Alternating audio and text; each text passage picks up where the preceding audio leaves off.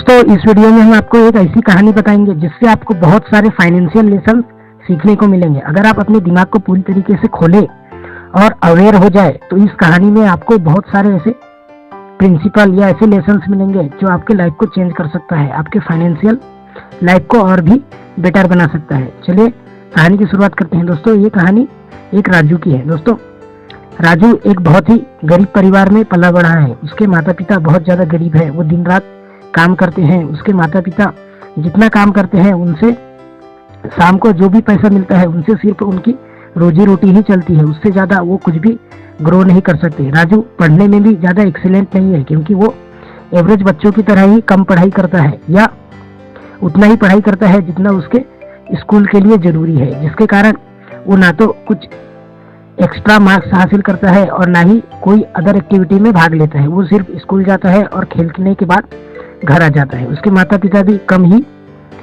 कमाते हैं क्योंकि उनके काम करने का लेवल ही बहुत कम है। दोस्तों, एक बार वो अपने दोस्त श्याम के घर में जाता है और वहाँ उसके पापा बहुत कम घंटे काम करके भी बहुत ज्यादा अमीर होते हैं। तो वो उनसे पूछता है कि आप ऐसा क्या करते हैं जिसके कारण आप थोड़ा सा काम करके भी अमीर हो गए हैं और मेरे माता पिता आपसे ज्यादा काम करते हैं, वो 12-12 घंटे काम करते हैं, फिर भी हम गरीब क्यों हैं, हमारे घर में रोटी ही बनती है, बाकी ज्यादा कुछ हमें क्यों नहीं मिलता। तो श्याम के पापा राजू को बताते हैं कि तुम्हारे गरीब होने का सबसे बड़ा कारण है शिक्षा, क्योंकि तुम्हारे माता पिता अनपढ़ है और उन लोगों ने कम पढ़ाई की जिसके कारण उनके पास मौके भी कम मिले। दोस्तों, अगर आप भी गरीब हैं तो इसका एक कारण ये भी हो सकता है कि आपकी पढ़ाई कम हो, या फिर बहुत से गरीब लोगों का कारण यही होता है कि उनकी पढ़ाई कम होती है। जो लोग कम पढ़े होते हैं उनके पास ऑप्शंस भी कम होते हैं, उनके पास अपॉर्चुनिटी कम होती है, या उन लोगों के पास वो सब चीजें सीखने को वो लोग सीख ही नहीं सकते जो एक पढ़ा लिखा इंसान सीख सकता है। इसी कारण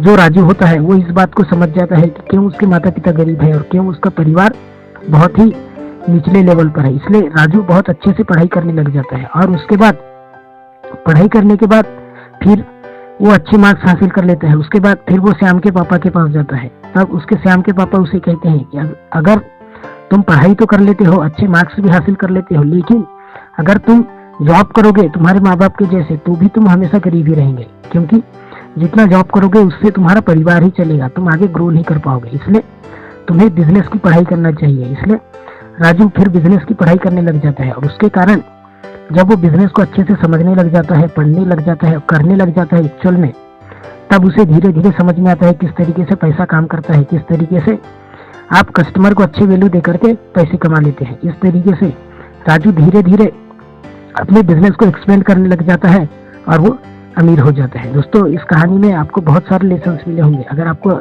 ये लेसन समझ में आए तो कमेंट करके हमें जरूर बताएं।